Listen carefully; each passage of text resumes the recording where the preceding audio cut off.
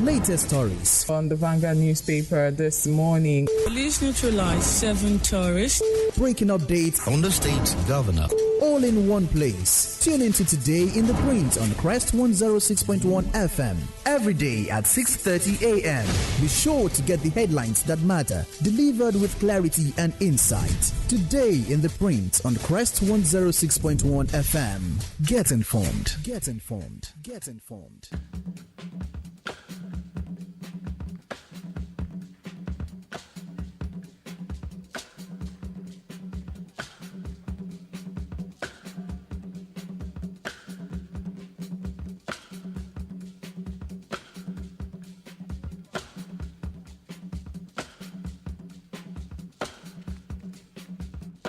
A very beautiful morning to you and a beautiful welcome to Today in the Print on Crest 106.1 FM. It is the 7th day in the month of August 2025. A bit of a time to serve you stories emanating from the national dailies. That is what we do on Today in the Print every day between 6:30 and 7 a.m. Welcome to the Thursday edition of the program this lovely day. Yes, a lot of stories were reported on the pages of the national dailies coming up today. And I've got The Punch, got the Guardian newspaper, and of course Nigerian Tribune. Also with me this morning, the Vanguard newspaper. My name is Eniola Olurokinshe. And this morning, I will serve you some of the headlines we have on the front pages of the national dailies before I also give you the details of these headlines afterwards. You stay tuned, we'll go on a short break and I will back shortly.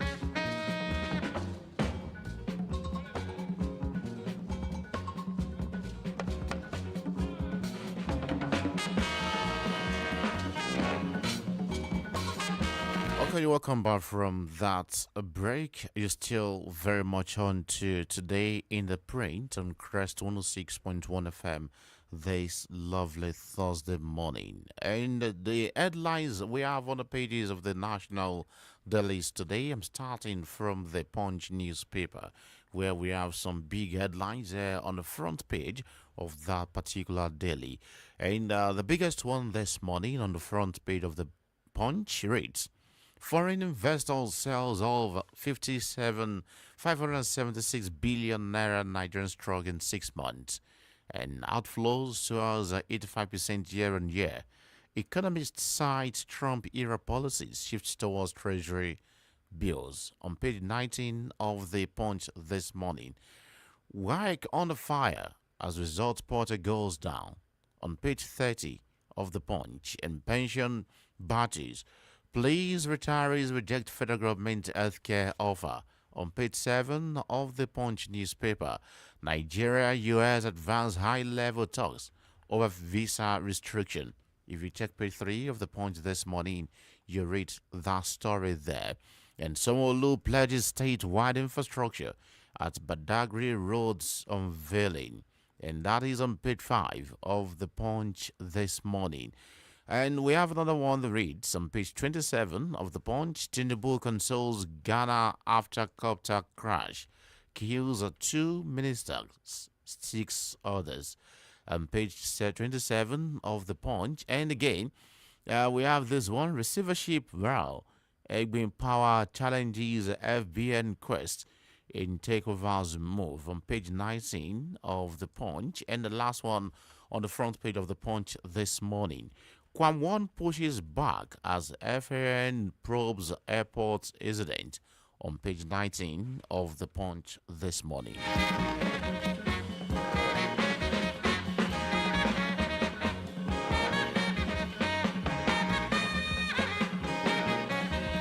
And checking through what we have on the pages of The Guardian this morning, on the front page of The Guardian, the biggest one also reads, First Lady's humanitarian donations eat 12.9 billion naira in 2 years. On page 6 of The Guardian newspaper, Nigeria misplead without restructuring before 2027. That is coming from Wondo, warning there. On page 3, Appeal Court restores interim forfeiture on assets linked to Yaya Bello. That is on page 30 of The Guardian this morning. JAMB sets higher bar for under 16 candidates. Also check the pages of The Guardian for that. And we have another one here. There is IPAC's right. RESEC rejects August 30 state local government elections. And that is page 7 of The Guardian. Ayinde risks ban over unruly behavior at airports. And that is also on page 2 of The Guardian. In politics this morning, ADC APC chieftain want Tinubu to shelve re-election and focus on governance. And that is on page 6 of The Guardian this morning. Rep decries non-release of immunization fund. And if you check the pages of The Guardian this morning, you can also see that story there. Tinubu, MPNZ, NGA, NUJ, others mourn, pay tribute to late Doyin Abiola. Insurance stock jump 10% after Tinubu signed law to recapitalize industry. On page 3 of The Guardian newspaper. All of these come your way this morning on Today in the Print. And before I serve you the details of those headlines, let's also check what we have on the front page of the Nigerian Tribune this morning. And we have one of the biggest headlines here. The reads, many abandoned state funded by corrupt civil servants. That is coming from EFCC. Vows to beam searchlight on real estate sector. And you have another one, Tinubu, Sanwo-Olu, MPNJ, NG, others pay tribute to as Doyin Abiola dies at 82. 7% seaport surcharge threatens cargo clearance at Nigerian port. Levy. Okay, we have costs not vehicles will rise, motor dealers.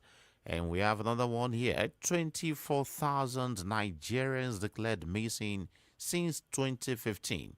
That is according to ICRC. And 2 Ghanaians, ministers, 6 others killed in helicopter crash. That's a sad one there. And uncertainty in APC, PDP, LP, others ahead Anambra, Osun, Ekiti, Guber elections. All eyes on Tinubu, LP banks on Peter Obi, and motorists, commuters ground over deplorable federal roads in Southwest. All of these and many other come your way this morning on Today in the Print.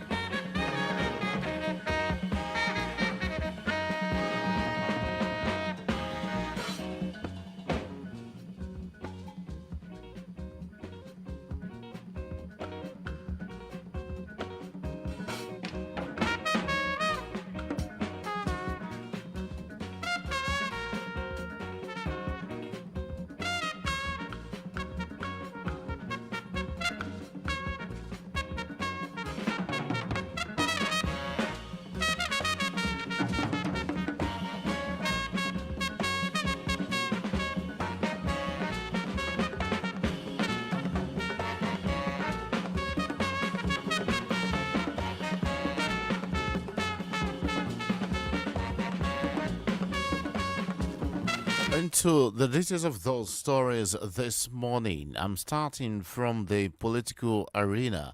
APC focused on 2027 politics while Nigeria suffers.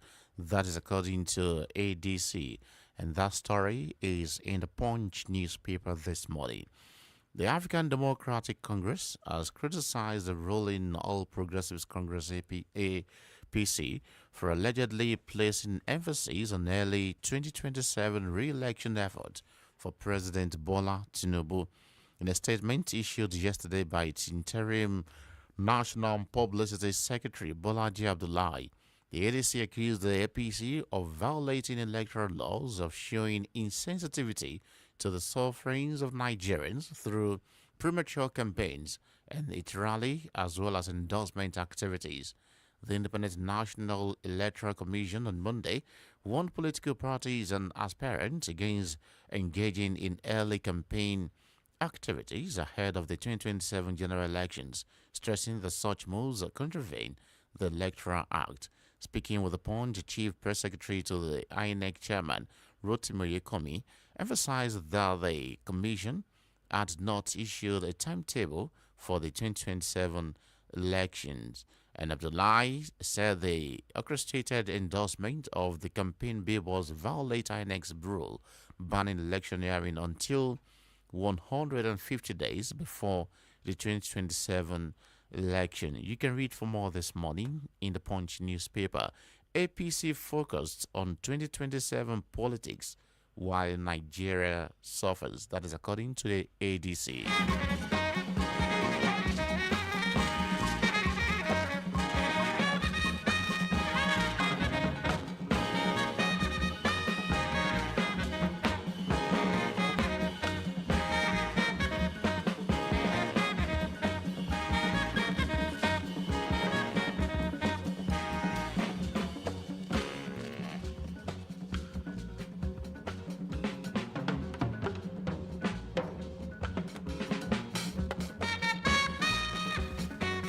In the Nigerian Tribune today, by-election, APC inaugurates Ibadan North Campaign Council.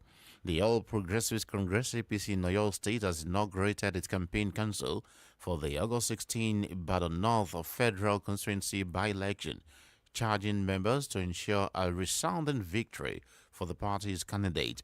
They gave the charge while addressing party leaders, stakeholders, and supporters during the inauguration ceremony held yesterday at the party's secretariat in Okeado in Ibadan.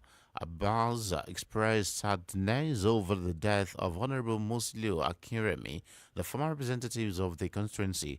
He described the late Akinremi as a friend of the masses who delivered beyond expectations before the untimely death. And Abbas recalled that only representatives from the AD, ACN, and APC had made the constituency proud since 1999, warning against returning control to individuals who he described as hawks and impostors. You can read for more this morning in the Nigerian Tribune.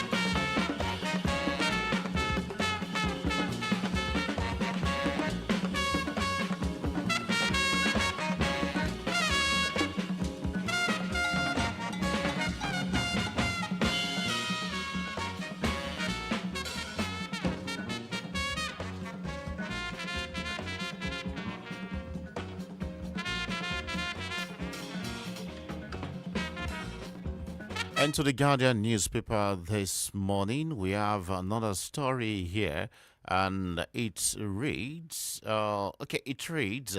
Nigeria must plead without restructuring before 2027. Wonder ones. We have some riders there. Tinubu steering Nigerian towards liquidation, says Secondus. Oloja validate partisan journalism and tread continues on constitutional review. Senator urges Nigeria.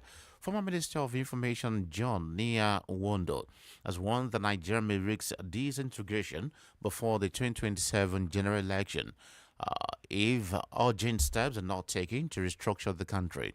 This was a former national chairman of the People's Democratic Party (PDP), Uche Secondus, accused of President Bola Tinubu of presiding over the gradual liquidation of Nigeria's democracy and economy. On the ongoing constitution review, Senator Sadiq Umar Kwara North urged Nigerians to tread with caution on issues that may threaten the country's unity. It is disclosed that the review would afford Nigerians the opportunity for broader inclusion and consequently address many of these issues. Meanwhile, as Nigerian media practitioners shy away from admitting partisanship, veteran journalist Martin Oloja asserted that partisan journalism is valid. Wondo, also a former President General of the Ohanes Ndigbo, said the present political structure failed to address Nigeria's complex challenges and must be reformed before the next general elections. You can read for more this morning in the Guardian newspaper. Nigeria misplayed without restructuring before 2027. That is according to Wondo.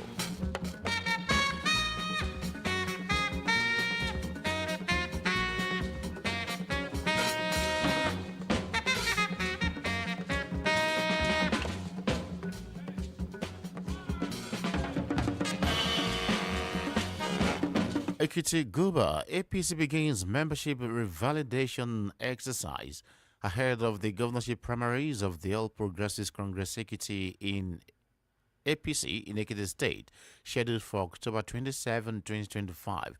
The party's leadership has commenced a revalidation exercise for its members across the state. The chairman of the National Committee leading the revalidation exercise from the APC National Secretariat, Jared Tenebe, who spoke with journalists in Ado-Ekiti, the state capital, yesterday, alongside other committee members, said the exercise, which began on Tuesday, is taking place across 16 local government areas of the state.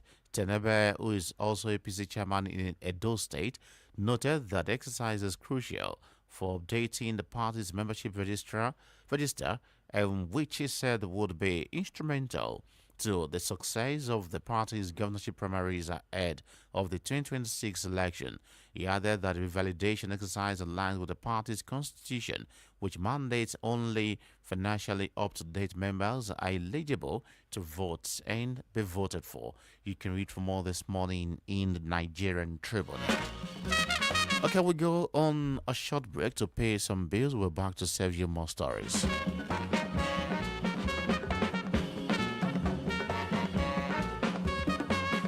What you're about to taste is so hot, it's got basket mouth singing. Mini Ninja Pepe flavor. Yeah. Mini Ninja Pepe flavor. Chris. Heat. Mini me, Ninja flavor. Nothing brings the heat like the bold taste of Mini Me Noodles Niger Pepper flavor. Try it today and see for yourself. Mini Me Noodles Niger Pepper flavor. Slap it like it's hot. Congratulations to our poultry, pig, sheep, and goat farmers in Ondo State as Livestock Productivity and Resilience Support Project (LPRES) begins provision of common assets such as abattoir, slaughterhouse, pasture, sheep and goat market, biodigester, veterinary clinic, farmer field school, artificial insemination center, training, loan support, free vaccination, among others, to enhance productivity, resilience, and commercialization of these value chains. LPRES is here to serve you. Please report header farmer clashes to LPRES for prompt intervention. You can visit your local government for complaints on GBV, sexual exploitation, abuse, and harassment at LPRES project location in your area. LPRES beneficiary profiling is always free, but know that there is no input support for beneficiaries. For more inquiries, please contact Ondo LPRES project at ground floor, Aisa building, beside ADP Alagbaka Akure. Facebook page is Ondo LPRES project. Email ondo@lpresnigeria.gov.ng. Telephone 003-395-7166. LPRES project, enhancing livestock profitability. Hello there. I bring you good news from a foundation that is empowering minds, shaping futures, and investing in the leaders of tomorrow. Introducing the HCBBO Foundation, which is involved in scholarship and bursary award to indigent primary and secondary school students in Owo and Ose local government areas. As part of this year's edition, it's been expanded to involve all indigent and passionate medical students from the local government area. So, the High Chiefs Bode and Betty Osedimileyin Foundation HCBBO is calling on interested applicants to apply for the 2025 scholarship edition coming up this September. Are you a passionate medical student from Owo or Ose local government area in Ondo State studying in Nigerian University? This is your golden opportunity. The HCBBO Foundation is committed to empowering dreams and lifting futures. Don't let this chance pass you by. Therefore, visit www.thehcbbofoundation.org to apply now. HCBBO Foundation, lifting lives and building legacies.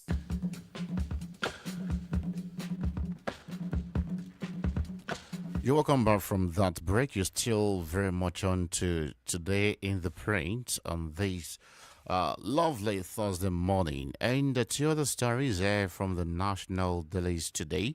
Pension crisis. Please retirees reject federal government healthcare incentives. And that story is in the Punch newspaper. Despite fresh directives from President Bola Tinubu aimed at improving the welfare of retired police officers under the contributory pension scheme, have reiterated their demands for total removal from the scheme. Yesterday, the president directed the immediate rollout of free healthcare access for low-income retirees under the CPS and ordered the implementation of long overdue pension increases. He also mandated the Director General of the National Pension Commission, Omolola, to urgently resolve the long-standing police pension issue, stressing that members of the police force who serve the unprotected in the nation deserve to retire with dignity and peace of mind. The retirees, while appreciating the gesture, said that only acceptable solution was their complete exit from the scheme. You can read for more this morning in the Punch newspaper. Pension crisis. Police retirees reject federal government healthcare incentives.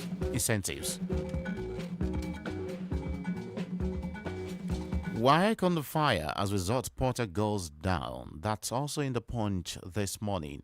The West African Examination Council has come under renewed fire following their temporary shutdown of its results checker portal yesterday evening, a move it's attributed to technical issues. The announcement posted via WAEC official X and Do sparked fresh criticism as many Nigerians continue to express outrage over the poor performance recorded in the 2025 West African Senior School Certificate Examination, particularly in English language. WAEC hereby informed the general public that the result checker portal is temporarily shut due to technical issues. However, the council is working to ensure that candidates are able to access their result in the next 24 hours, as they apologize for any inconvenience this might have caused everyone who do not have access to the portal. And that story is in the Punch this morning. WAEC on the fire as results portal goes down.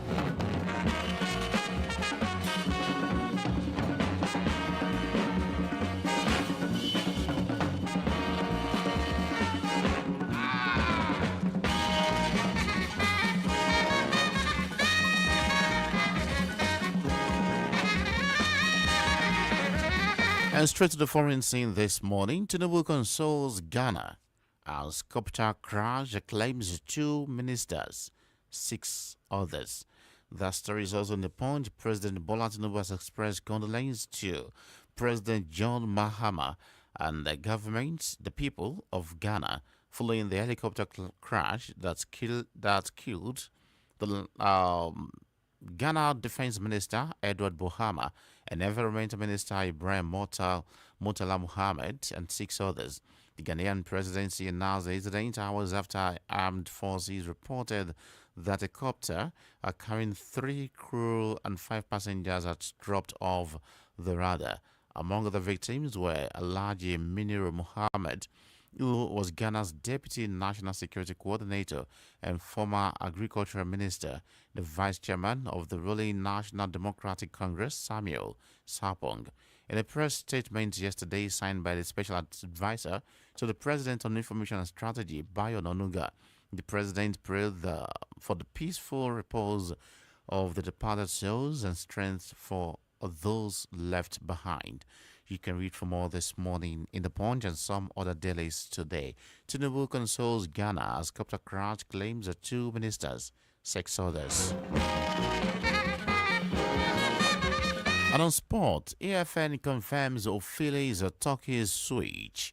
The president of the Athletic Federation of Nigeria, Tunabok Okowa, has confirmed that a United States-based sprinter, Favour Ofili, has switched allegiance to Turkey, calling for urgent financial support for both government and private sponsors to prevent further loss of country's elite athletes to foreign nations. Okowa made the revelation during a press briefing at the 2025 National Athletic Championship held at Yaba College of Technology, Lagos. Ofili's switch comes just months out before the 2025 World Athletic Championship in Tokyo, although a name still appears under Nigeria on the World Athletic website.